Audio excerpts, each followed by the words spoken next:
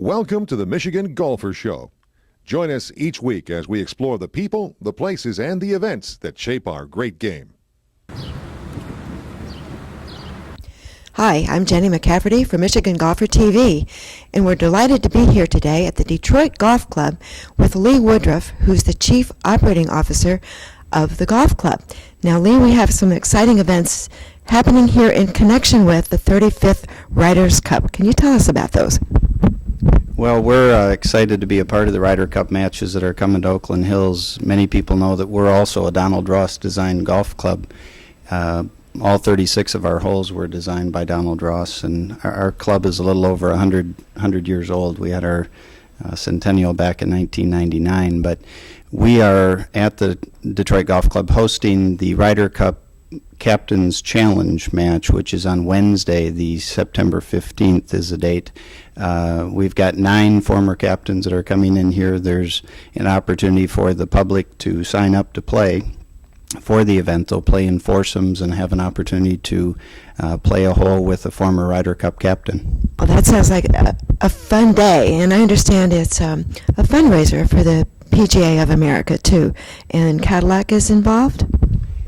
That's correct. Cadillac is a major sponsor along with MGM, and it is a benefit for the PGA of America for a contribution to be made later to a charity of their choice.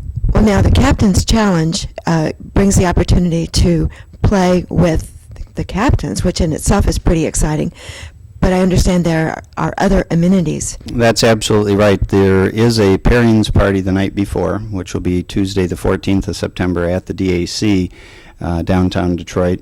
There'll be a dinner associated with that, and the players will find out just exactly what captain they'll be playing with. We're proud to report that we've got past Ryder Cup captains such as Ray Floyd, Dave Stockton, Curtis Strange, Lanny Watkins, Ben Crenshaw, and Tom Kite signed on. So it will be an exciting evening for them to find out which of those people they'll be paired with. But also it entitles them to a weekly badge to the Ryder Cup matches so that they can see the festivities for the whole week.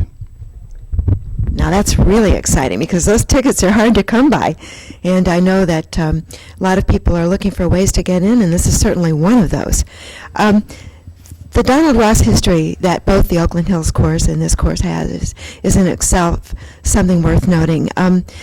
There are 36 holes here. Can you describe a little bit about the course itself that people will be playing on? Well, I think you'll see a lot of similarities in most Donald Ross designed golf clubs.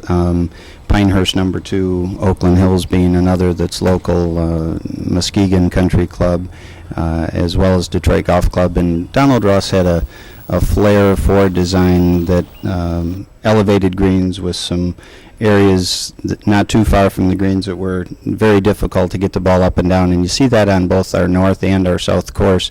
So the players that have an opportunity to play here and watch the Ryder Cup matches at Oakland Hills, I think will see some similarities in the design of the two. Now, the Detroit Golf Club has a history associated with the Ryder Cup that goes back to 1941. I understand Bob Jones has something to do with that. Can you tell us about that?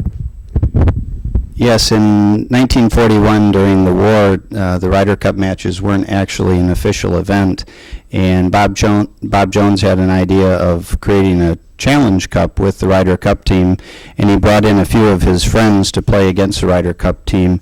On his team was Craig Wood, Gene Sarazen himself, and Ben Hogan. So they really weren't underdogs, if you will, but they were able to upset the Ryder Cup team, and that match was played here at Detroit Golf Club in 1941. That sounds like that must have been a fun one to watch. It's quite a few great players there. Well, now the history of the Ryder Cup is itself pretty interesting, and the history of the Detroit Golf Club is something that people will want to have a chance to take part of. How can people find out about the Ryder Cup Captain's Challenge, and how can they sign on? Players that are interested can contact the Ryder Cup office. My understanding in a meeting with them late last week is that there are very few spots remaining, but they can contact the Ryder Cup office or the PGA of America website to try to get some more information. And if they do have an interest in playing, we'd want them to certainly make a phone call or go on the website very quickly. Okay. the PGA of America website, the Ryder Cup office, and it would be your chance to play in the Ryder Cup Captain's Challenge here at the Detroit Golf Club on Wednesday, September 15th, 2004. Thank you very much, Lee. Thank you. It was a pleasure having you here.